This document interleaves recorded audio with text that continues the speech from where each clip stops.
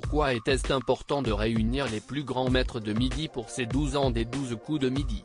Jean-Luc Reichmann, toutes les occasions sont bonnes pour se rassembler, partager des émotions, rire.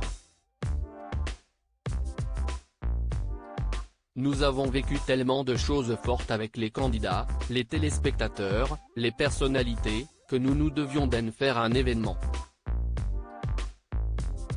Comment est né le jeu? Il s'est créé en 5 semaines. Ça paraît complètement fou. Nous avions remarqué qu'il y avait une légère baisse des audiences d'Attention à la marche, jeu diffusé sur TF1 de 2001 à 2010, note de la rédaction. Nous avons alors travaillé 24 heures sur 24 pour mettre les 12 coups à l'antenne, juste pendant l'été pour le tester. À la rentrée, nous avons fait quelques réglages, et depuis, le programme n'a jamais cessé d'être leader sur sa tranche. Quel est votre meilleur souvenir de ces 12 ans à la tête des 12 coups de midi? Si est-il celui de l'image qu'il me reste des émissions que je ne connais pas encore mais que je vais tourner? J'aime me laisser surprendre au quotidien. Les images qui me restent de cette famille que nous avons pu constituer au fil de ces années sont plus fortes que tout.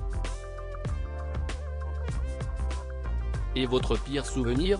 L'affaire Quesada, ex-maître de midi condamné pour corruption de mineurs, détention d'images pédopornographiques, entre autres, note de la rédaction. Travaillez-vous sur la création d'un nouveau jeu pour les midis de TF1? Les 12 coups de midi, CIST plus d'1 milliard de téléspectateurs par an. Rien n'est jamais acquis mais depuis 12 ans nous travaillons tous énormément au quotidien. Tous les curseurs sont au vert. Il n'y a pas de raison de travailler sur un autre programme pour le midi.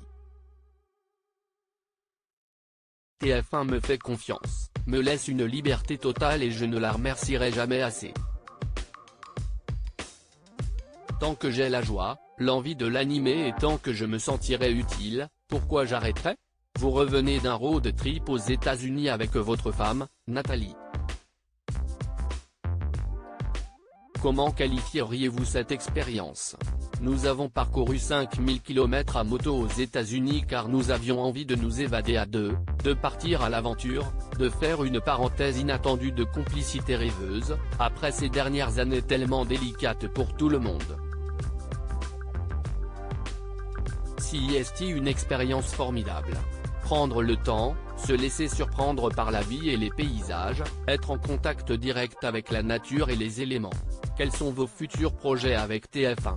L'été sera très studieux pour moi. Je commence avec les 12 ans des 12 coups puis le combat des maîtres. Je vais enchaîner avec la préparation pendant l'été de la 10e saison de Léo Mattei, série que nous avons créée avec Nathalie et qui en est devenue la réalisatrice. Je vais également faire la promotion d'un nouveau rendez-vous que je présenterai en prime time sur TF1, Game of Talent.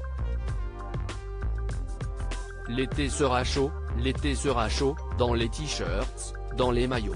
Encadré, Estelle, la toute première gagnante des 12 coups le 28 juin 2010, Jean-Luc Reichmann lançait les 12 coups de midi sur TF1. Ce jour-là, CIST Estelle qui décrochait la victoire. 12 ans plus tard, elle revient pour se confronter aux autres grands champions. La production m'avait déjà contacté il y a 2 ans pour le 10e anniversaire de l'émission. J'avais alors fait une petite apparition dans le public mais sans participer réellement au jeu. Quand la production m'a rappelé pour ses 12 ans, j'ai tout de suite accepté.